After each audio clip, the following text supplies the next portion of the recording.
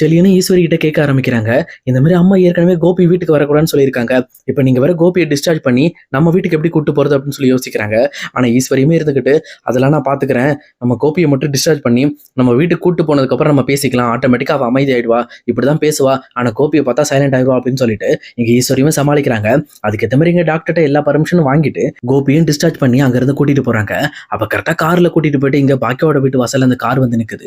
அதே நேரத்துல ராதிகாவுமே கோபி இன்னைக்கு தான் டிஸ்சார்ஜ் ஆகிறார் அப்படின்ற விஷயத்த தெரிஞ்சுக்கிட்டு அவர் நம்ம வீட்டுக்கு தான் வருவார் அப்படின்னு சொல்லிட்டு இங்க மையோ அவங்களோட அம்மா எல்லாருமே சேர்ந்து வெயிட் பண்ணிக்கிட்டு இருக்காங்க. ஆனா அதே நேரத்துல கோபியை கைத்தாங்களா ஈஸ்வரியுமே பிடிச்சிக்கிட்டு கீழே இறங்குறாங்க. அங்க இறங்கினதுக்கு அப்புறம் இங்க ஈஸ்வரியுமே டைரக்டா பாக்கியாவோட வீட்டை பார்த்து நடக்க ஆரம்பிக்கிறாங்க.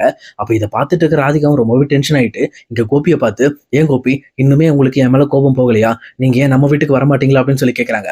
அப்ப கோபியுமே இல்ல நான் வரேன் ராதிகா, இப்போதைக்கு அம்மா இங்க கூப்பிட்டுருக்காங்க, நான் போயிட்டு வந்துடுறேன் அப்படின்னு சொல்லி சொல்றாங்க. ஆனா பக்கத்துல இருக்க ஈஸ்வரியுமே இங்க பாரு, இதுக்கு மேல உங்க வீட்டுக்குலாம் வந்து என் பையன் வரமாட்டான், என் பையனை தயவு செஞ்சு விட்டுருங்க, இதுக்கு மேல அவன் வாழ்க்கையை அவனை வாழ விடுங்க அப்படின்னு சொல்லிட்டு இங்க ராதிகா கிட்ட ரொம்பவே கடுமையா பேசிட்டு இருக்காங்க ஈஸ்வரியுமே.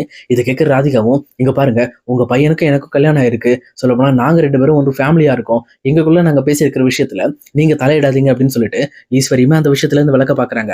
ஆனா இதை கேட்டுட்டு இருக்க கோபியுமே இங்க பாரு ராதிகா, மறுபடியும் எங்க அம்மாவை மரியாதை இல்லாம பேசாத, அவங்க சொல்றதுலயும் ஒரு அர்த்தம் இருக்கு, எனக்கு தெரிஞ்ச வரைக்கும் இதுக்கு மேல நம்மளுக்குள்ள இந்த ரிலேஷன்ஷிப் செட் ஆகாதுன்னு நினைக்கிறேன், பேசாம இதோட முடிவு வச்சிடலாம்னு நினைக்கிறேன் அப்படின்னு சொல்லிட்டு எங்க கோபியுமே ராதிகாவை டைவர்ஸ் பண்ற மாதிரி பேசிக்கிட்டு இருக்காரு.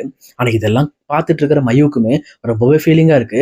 என்னடா இது நம்ம லைஃப்ல இவ்வளவு பெரிய பிரச்சனைகள் வந்துகிட்டு இருக்கு அப்படின்னு சொல்லிட்டு எதுவுமே பேசாம அவங்களுமே ராதிகாவோட அம்மா பின்னாடி நின்று இந்த பக்கம் கோபியை பார்த்துட்டு இருக்காங்க. அப்ப கோபியுமே இதை பத்தியுமே யோசிக்காம இங்க ஈஸ்வரி சொல்ற விஷயத்த பிடிச்சிக்கிட்டு அதுக்கேற்ற மாதிரி தலையாட்டு பொம்மை மாதிரி தலையாட்டிட்டு இருக்காங்க.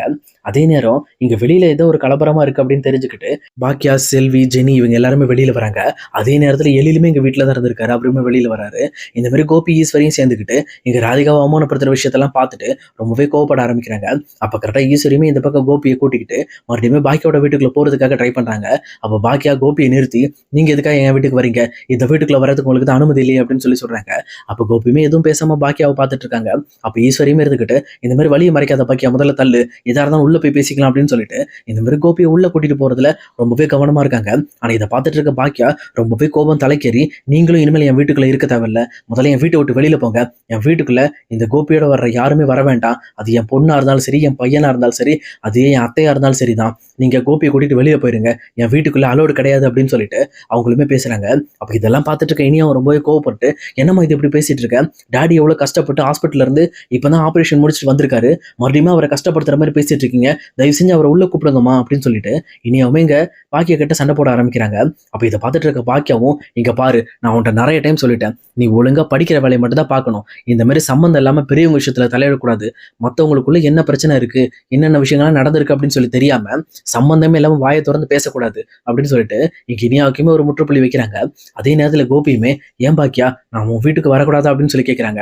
அப்போ கோபியை பார்த்து பாக்கியாவும், இங்க பாருங்க கோபி, ஏதோ உங்களுக்கு நீங்க நெஞ்சு வலிக்குன்னு சொன்னீங்க, அதுக்காக உங்களுக்கு ஹெல்ப் பண்ணேன், அதுக்காக உங்களை வந்து கூட இருந்து பார்த்துக்கிட்டு உங்களை என் வீட்டுக்கு வர வைக்கணும்னு எனக்கு ஆசை கிடையாது, சொல்லப்போனா நீங்க பண்ண தப்புக்கு தண்டனை வாங்கி கொடுக்க போறது நான் தான், நீங்க ஆபத்துன்னு இருக்க போது ஹெல்ப் பண்ணதும் நான் தான், இது ரெண்டுமே பாக்குறப்ப உங்களுக்கு கொஞ்சம் வித்தியாசமா தான் தெரியும், நான் எப்பவுமே யார் கஷ்டப்பட்டாலும் உங்களுக்கு ஹெல்ப் பண்ணுவேன், அந்த ஒரு மனிதாபிமான அடிப்படையில தான் உங்களுக்கு ஹெல்ப் பண்ணேன், அதே மாதிரி எனக்கே நீங்க துரோகம் பண்ணிட்டு மறுபடியும் என் வீட்டுக்குள்ள வர்றதை என்னால அனுமதிக்க முடியாது, அதை விட முக்கியமா நீங்க ராதிகாக்கும் துரோகம் பண்ணிட்டு இருக்கீங்க, இப்போ உங்க அம்மாவோட பேச்சு கேட்டு நீங்க பச்சோந்தியை விட மோசமா மாறிக்கிட்டு இருக்கீங்க, உங்களுக்கு எது சரி எது தப்புன்னு தெரியும், அதுபடி செயல்படுங்க, இந்த மாதிரி உங்க அம்மா சொல்றாங்க, இன்னொருத்தங்க சொல்றாங்கன்னு சொல்லிட்டு உங்களோட வாழ்க்கையோட சேர்த்து உங்களை சார்ந்தவங்களோட வாழ்க்கையை நீங்க வீணடிச்சிடாதீங்கன்னு சொல்லிட்டு இங்க பாக்கியாவுமே இங்க கோபிக்கு பயங்கரமா அட்வைஸ் போடுறாங்க.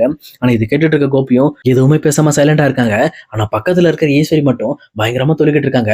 இந்த மாதிரி என்னோட புருஷனையும் இழந்துட்டேன், மறுபடியும் என் பையனை இழக்காம இருக்கிறதுக்கு தான், எப்படியாவது அவனை காப்பாத்திரலாம் அப்படிங்கிறதுக்கு தான் நம்ம வீட்டுக்கு கூட்டிட்டு வந்தேன், ஆனா நீ என்னையும் இந்த வீட்டை விட்டு வெளியில போக சொல்றல, இதுக்கு மேல இந்த வீட்டுல ஒரு நிமிஷம் கூட நான் இருக்க மாட்டேன், நானும் என் பையனும் தனியாவே இருந்துக்கிறோம், எங்களுக்கு இந்த 2 குடும்பமும் வேண்டாம், சொல்லப்போனா இந்த 2 குடும்பத்துக்கு என் பையன் செஞ்சு அவன் தான் கஷ்டப்பட்டது மிச்சம், அவன் செஞ்ச எதுவுமே ஒரு பலனே இல்லாம இருக்கு அப்படின்னு சொல்லிட்டு மறுபடியும் இங்க கோபியை ரொம்ப பெரியவன் மாதிரியும் மத்தவங்க எல்லாருமே ரொம்ப சின்ன ஆளுங்க மாதிரியும் ஈஸ்வரியும் சித்தரிச்சு பேசிட்டு இருக்காங்க.